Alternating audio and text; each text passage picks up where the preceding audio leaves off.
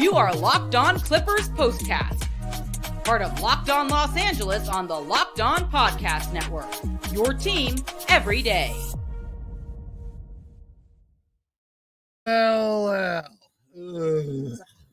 that was pathetic, to put it mildly. A head-shaking embarrassment of a loss for the Clippers. Not even over yet, but when Ty Lue and the Mavericks are pulling their starters with 6 minutes to go in the game, you know it's over. Oh, jeez. I am Pete Fox. This is the Clipper Postcast on the Locked On Sports LA YouTube channel, the place to hang out when every game is done, and you can listen to us on the Locked On Clippers podcast feed. I've been covering sports in LA since 2007 for ESPN and NBC Sports Radio. Tonight's show is brought to you by FanDuel. Make every moment more. Right now, new customers get $150 in bonus bets with win or lose. Just a $5 bet, and that's $150 in bonus bets. Any winning $5 bet with FanDuel / Locked On to get started. Sometimes it's win or lose, and sometimes it's you got to win the $5 bet. So apparently right now you got to win that $5 bet. Tomorrow you might get it win or lose. So I'm confused on that, but nonetheless, check out fanduel.com / locked on to get started. It is a fantastic app when it comes to betting on sports. And I did that tonight on this game, and it did not go well for me. I had Norm Powell to go over 8.5. He did that. But I also had James Harden to go over 17.5. He didn't even come close to that. And then I think I had a hockey thing in there with the Kings. 2 shots for Anze Kopitar, their captain, in a do or die game for them. I thought the captain would show up. There's still 1 period to play. He might get his 2 shots in, but when it's all said and done, I'm a loser. Just like the Clippers. 123-93 the final. That's just awful. And I don't know where to start with the problems. How about we start with the good stuff before we jump into all of the issues? Because Clipper fans know that they are fairly standard recurring issues. When the Clippers don't play well, the same 3 or 4 things are going wrong. They did play okay in the first quarter. Lots of energy back and forth, both teams, right? Very little defense, which was kind of ironic because that's what ultimately undid the Clippers was the Dallas defense, which was suffocating. It felt like the Minnesota and Oklahoma City defense combined, where the Clippers just had no ability to do anything. James Harden could barely get a shot off. He was doing that little low dribble thing, trying to find an opening in the lane to do his floater, which was working 3 nights ago. It was like part of the reason the Clippers got that win in Dallas. That floater for him in the fourth quarter was on fire. Not tonight. Couldn't get it to fall at all. And then Paul George, completely non-existent. Did he even get to double figures? Yeah, 15.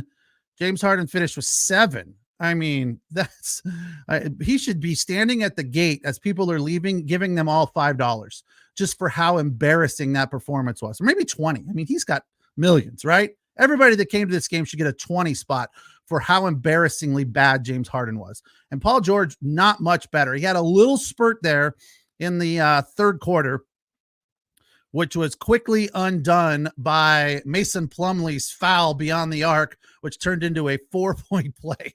They had energy there for a little bit, like there was a crack of light coming through the door, which was quickly slammed by Mason Plumlee.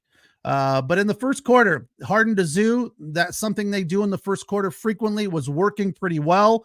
I like to see that, moving the ball. Terrence Mann and Amir Coffey came in, providing aggressive energy early. But the pace, I think, was intentionally high from the Dallas Mavericks and just a little too high for the Clippers to keep up with. And that was Jason Kidd's MO. That was his game plan. We need to keep this pace up. We need to stop them at the perimeter, and we need to shoot from beyond the perimeter. And they did all of those things. A+ for the Mavericks tonight. Congratulations, Dallas fans. Your team looks really good right now, and I think they probably just won the series.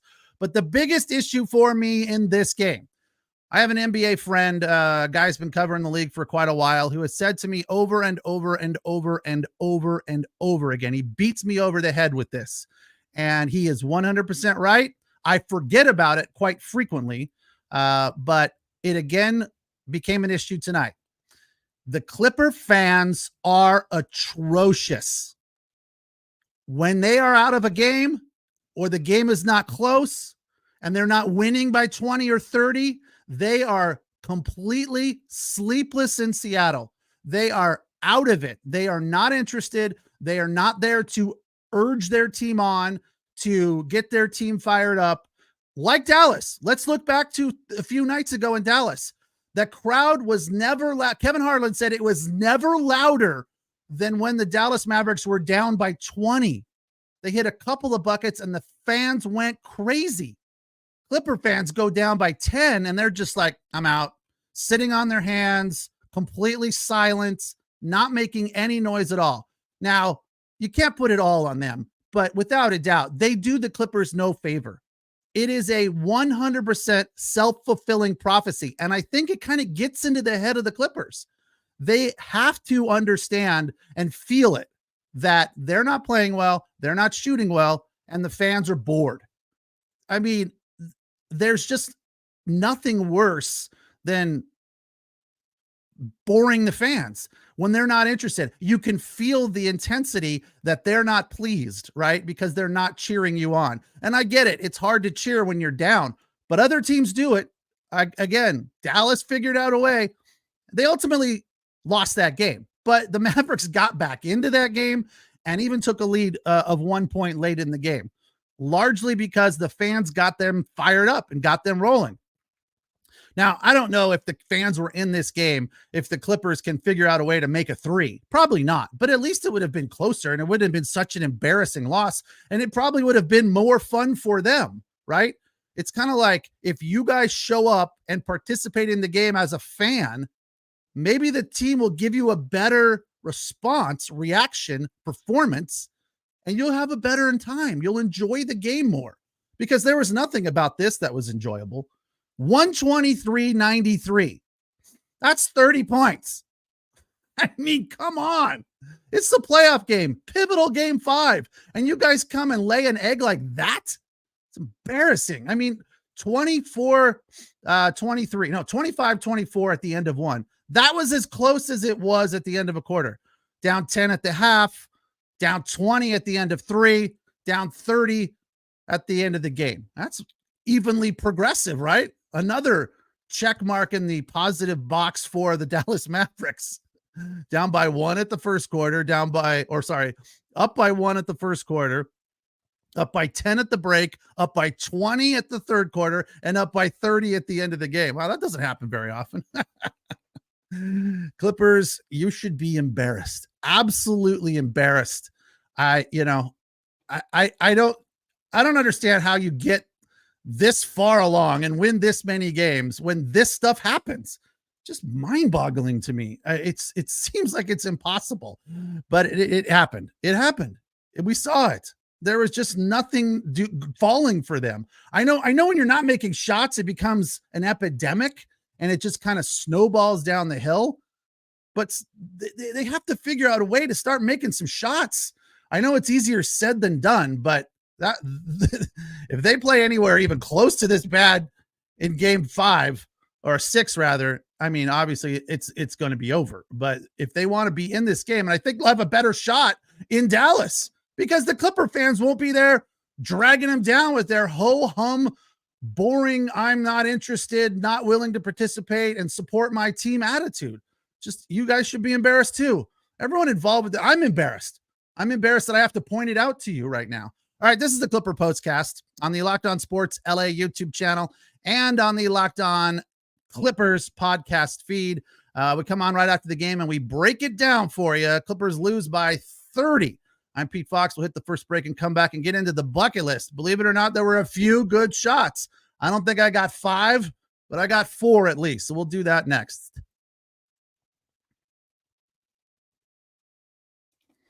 All right. Tonight's show is, of course, brought to you by FanDuel. It's playoff time in the NBA, as you know, and the NHL. Baseball's in full swing, and FanDuel is your place to bet on every game. Right now, new customers get $150 in bonus bets guaranteed. That's $150 in bonus bets. Bet on everything from slap shots to home runs to slam dunks, all on the app. It's safe, secure, and easy to use. What are you waiting for? Visit FanDuel.com/lockedon and make your first bet an automatic win. FanDuel, America's #1 sportsbook. Tonight's show also brought to you by DoorDash. You know, Mother's Day is right around the corner, and it is absolutely required for you to get something nice and special for mom, and you can do it with DoorDash. You can surprise her with whatever she's into. If she needs some bath bombs, maybe, or some cookies, you know, maybe a bottle of wine, fresh bouquet of flowers, the latest tech, gift cards, self-care products, and many more things available for you there. Make her Mother's Day a very special day with DoorDash. Order now and get everything you need for Mother's Day on DoorDash. Use code LOCKEDONNBA to get 50% off your next order up to $15 when you spend $15 or more on your next flour, convenience, grocery, or retail order now on DoorDash. That's Locked On NBA. Order using DoorDash today. Terms apply. All right. This is the Clipper Postcast on the Locked On Sports LA YouTube channel. I am Pete Fox. Thank you for joining me. Of course, you can also listen to us and download us wherever you find your podcasts on the Locked On Clippers podcast feed. Let's get to the comments real quick here. We cannot trust Pandemic P or Joker James Harden. Yeah, it seems like that, right? I mean, I feel like the Kyrie Irving thing tonight was a big part of the win for Dallas. Of course, Luka went off, but the thing about Kyrie that was pretty huge was he didn't have a big night scoring, but he had a huge impact, right? 14 points in 35 minutes, just 1 3, but he was 6 of 14. He kind of did the Russell Westbrook thing, tons of energy, and his team fed off of it. Westbrook tonight was awful, just like everybody else on the Clippers. He was, did he have any points? Yeah, he did. Had a couple layups in the third quarter, had 6 points, no threes. I mean, he was 0 for in the first half. It was just that they couldn't find life anywhere. And, you know, with Kawhi Leonard out, we thought in game 5 that was going to help them, and it did. They got off to a good start, making shots early, and that was big because they didn't have to worry about trying to accommodate Kawhi Leonard. But now it feels like now they're trying to accommodate Paul George. And I saw a betting analyst on, I think it was ESPN, saying that James Harden rarely has back-to-back good games. And I was like, you're full of it. Come on. He's on fire. I was a believer. I was ready to go coming into this one to support James Harden. Boy, was that guy right. James Harden just was awful. 2 of 12, 1 of 7 from beyond the arc. I don't know if I mentioned this yet, but they missed too many shots from beyond the arc. 14 threes in a row. They went for one period of time where they didn't score for 6 minutes. You know, that's like, just give up and go home. I mean, I hate to be negative, but I'm trying to exercise the demons that I'm feeling right now. So let's get off the negativity. Let's get to some positivity with the bucket list, because there were some big baskets. In at number 5, as awful as James Harden's night ended up being, it wasn't that bad to start. He hit his first 3 coming out of a timeout, 4:32 of the first. So as I've mentioned before, I feel like when James Harden gets going early and he hits his first or second shot, it's good for his positive mental attitude, for his ability to kind of get on a roll and feel confident about himself and his ability to score. James Harden doesn't appear to lack confidence, but I feel like it is much more developed, and he's just in a better state of mind when he hits his first 1 or 2 threes, and he did that tonight. So I was fired up. It gave the Clippers a 20-19 lead, and I thought, all right, here we go. They'll be able to withstand this pressure from the Dallas Mavericks if James Harden and Paul George get going. But little did I know that they were not going to get going, and they were going to be completely silent and absent for the majority of the night. For number 4, Terrence Mann had a nice little 3-foot layup at the 2:40 mark of the second quarter. It brought the Clippers to within 4, 48-44. Dallas was leading. It came off of a very sweet penetration down the baseline from James Harden. He found Terrence crashing to the basket, and he made the layup, and it was just a nice team play. They were passing the ball around, and it was a nice bucket for Terrence Mann, and it was very needed. And Mann was one of the only guys, really, that had a good night. Even though he didn't lead the way in scoring, he was 5 of 10 for 11 points. For number 3, it came in the third quarter, right at the very end of the third quarter, when the Clippers tried to find some life, and it felt like, okay, maybe they could get some energy here. Paul George hit his first three of the night in the final minute of the third quarter. The Clippers were down huge at that point, 85-66, but in 30 seconds later, he hit another one to make it 85-69. It was part of a 9-2 run for the Clippers. But here comes Mason Plumlee, who was good a few nights ago in Dallas. Tonight, not so much. He had that one dunk, but beyond that, nothing. He had a free throw, 16 minutes. He had 5 rebounds and 1 turnover, 1 steal. So really, and the biggest thing that he did was that foul beyond the arc, which sent somebody to the line, Washington maybe. The three-pointer was good, and the foul, the and one, made it a 4-point play. So it took a 9-2 run to a 9-6 run. And then the Clippers came out in the early part of the fourth quarter and were showing energy again, playing hard, lots of energy for about 2 minutes in the fourth quarter. And 2 or 3 looks on one possession with open threes. I think Terrence Mann missed one. I feel like Amir Coffey missed one. I feel like Norm Powell missed one. And Kyrie came down and buried his only 3 of the day. And you just felt like the energy come out of the entire team and the building, right? Again, I've stated my feelings about the fans. They don't provide a ton of energy, but at that point, little bit of energy right there. They were starting to feel like, okay, maybe we can get back into this. And if that 4-point play didn't happen and they make one of those threes, it's like a 12-point game at that point, and it's not terribly out of reach. But when James Harden's not making threes, Paul George is struggling, although maybe he would have got going as well if he would have hit a 3 right around, in that possession early in the fourth quarter. But it wasn't to be. It just was not to be. Too many offensive fouls. They looked really, really sloppy. I want to say most of the night, starting in about the second quarter, offensive fouls, turnovers, all of the issues that have plagued them in losses throughout the year. Now, ultimately, the number of turnovers wasn't terrible, 13, but they were at crucial times of the game when the Clippers needed momentum, trying to get on a roll, stack some stops, make some buckets, and they just couldn't do it. They could not get it going. Harden stumbling all over himself. And it was just not what you're looking for. I mean, I think another terrible sign for them was Norm Powell coming out and missing his first 3 threes. So he also just couldn't find life. 1 of 6 on the night for Norm Powell, 14 points. So in all, it wasn't a terrible performance. But they just needed somebody to get rolling from beyond the arc. And Terrence Mann was the guy that had probably the most energy, that looked the best tonight. But he's not necessarily known for his 3-point shooting. Of course, he's capable of it.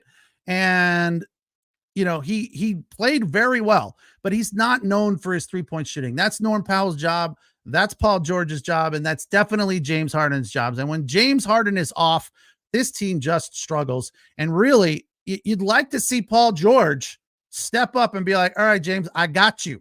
Not tonight. Did not happen. So Clippers fall, losing 123-93, and now trail in the series 3-2, heading back to Dallas for Game 6. I'm Pete Fox. This is the Locked On Clippers postcast. We come on after the games and we break it down for you. And tonight, there's a lot to dissect, most of it negative, trying to find some positive stuff, but there's just not a lot of it. I'm sorry. You can also listen to us on the Locked On Clippers podcast feed. We'll hit our final break and come back and wrap this thing up and get ready for Game 5. Again, I'm Pete Fox, and this is the Locked On Clippers postcast.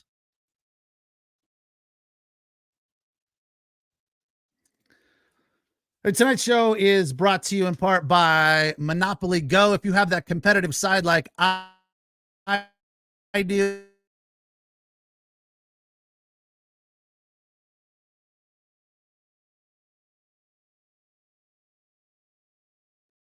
you should raise.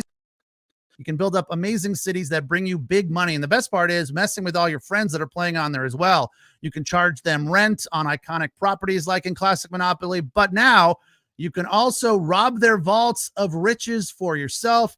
And the leaderboards show you who has the biggest Monopoly coffer and who the biggest Monopoly tycoon is. You can team up with friends and people all around the world in time tournaments to earn huge rewards. So get in the game, join your friends, download Monopoly Go now for free. It's in the App Store and on the Google Play Store.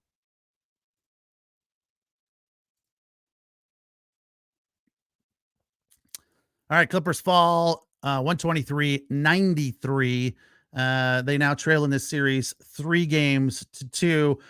Westbrook seemingly was doing his energy thing, but it didn't really turn into much tonight. And I think that was another part of this problem. He was 0 in the first half. He didn't score until like the third quarter. And there were opportunities where he was open. And of course, Dallas, I'm sure, did that on purpose. They were like, yeah, that's fine. Let him be open.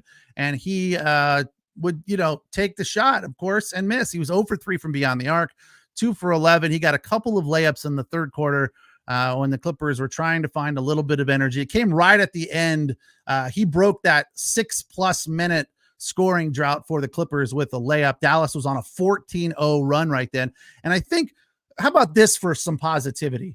Let's talk about the Dallas Mavericks defense for a second. Let's spend a minute or two giving them some credit that is just deserved, because I don't know. It felt like at times they had 6 guys on the floor. They were so up in the Clippers business. They had no chance of scoring. It wasn't like, oh, we just need to pass the ball a little bit more and we'll find an open man. No, that's what usually, to me, it usually feels like. Stop playing ISO when the defense gets tight, pass the ball and find the open man. The way the Warriors, classic Warriors do, the way, or did rather, the way a lot of teams that are successful do now. I feel like the Boston Celtics are very, very proficient in moving the ball to find the open man, passing it around the perimeter. I know for a fact that the Oklahoma City Thunder do it. To a certain extent, I mean, look, the Minnesota Timberwolves are really more based on defense and that inside game, but they're capable of it as well. Any team right now that's playing well, when I watch them, it seems like the ball movement is crucial to their success. And when the Clippers are going south and it's not going well, they start playing ISO and they do not move the ball. Tonight, they had no chance of moving the ball because of the Dallas Mavericks defense. PJ Washington, Jones, all of those guys were just so up in their business. Even Doncic, to a certain extent, was playing defense. First time we didn't see him whining and flopping all over the place because there was no need to. They were up so big. He didn't have a great night, but he had very crucial buckets. 14 of 26, so a little bit over 50%. That's nothing to sniff at. And 2 of 8 from beyond the arc. And his first 3 was like, 10 feet behind the line. It was, he was guarded well. I think PJ Tucker was on him at that point, and he just sidestepped him and buried one from 3. Yes, more Mavs fans in the chat than Clipper fans. Yeah, well, I mean, Scott, I'll give you a little bit of credit here. It is sad, but if you're a Clipper fan right now, What do you have to say? You can't defend yourself, right? I'm here. This is a Clippers postcast. This is not about the Mavs. There's nothing positive to say about the Clippers. I'm doing my best to try to keep it light and positive, but it's hard. Harris, the Mavs still haven't shot the ball well, and we should have won by 50. It wasn't 50? Are you sure it wasn't 50? Harris, it felt like 50. I was ready to come in here and start the postcast in the end of the third quarter. Oh my. So yeah, the Dallas Mavericks defense, I don't know where they found that energy. They're decent. They're good defensively, but not like that. That's not something we've seen from them. That was a bit of an aberration for them on defense. But if they can keep that up, they will dispatch the Clippers rather quickly in game 6 and will give the Oklahoma City Thunder a run for their money. But that's tough to do. You know, that defense right there was suffocating. That requires a lot of energy. And I don't know that Doncic is up to that necessarily. I don't even know that Kyrie's up to that necessarily. Kyrie's a little bit older. Doncic is not, but he's not about defense. That guy, I mean, he can play defense, but he's not about it.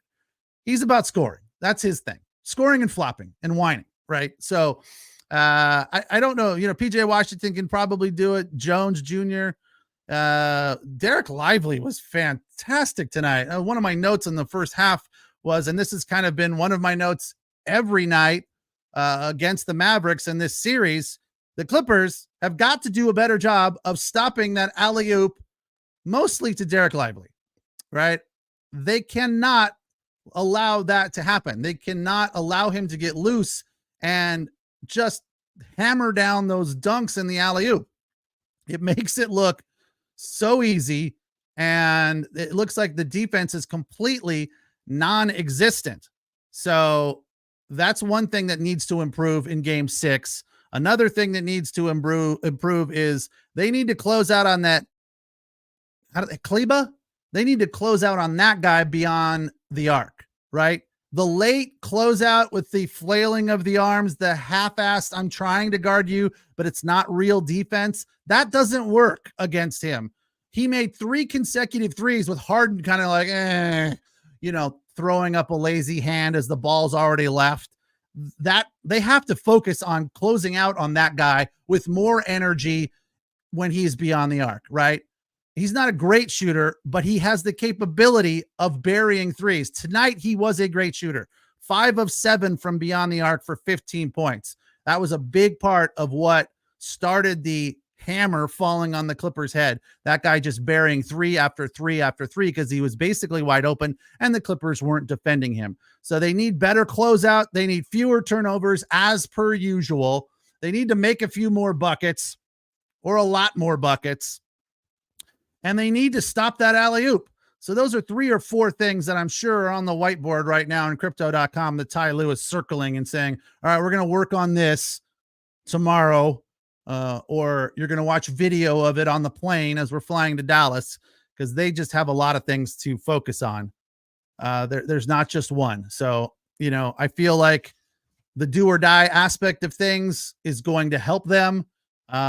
One or both Paul George and James Harden have got to show up and be better if the Clippers have any chance. This is just funny. I don't know why. Exum needs to be benched permanently for Hardy. That's not the one. Sorry, I clicked on the wrong one. This one. What is this? That's funny. The LA strippers. I don't even know what that means, but it's funny. And I think it's a good place to end this where we're all kind of feeling a little bit lighthearted. I see. Shams, I don't know if this is going to happen. This comments are coming in so fast and furious. I can't get them all up when I want. The Clippers need to bench Westbrook. I don't think that will happen because his energy has been too crucial for them. But they need to tell him to stop shooting. I just don't think that will happen either.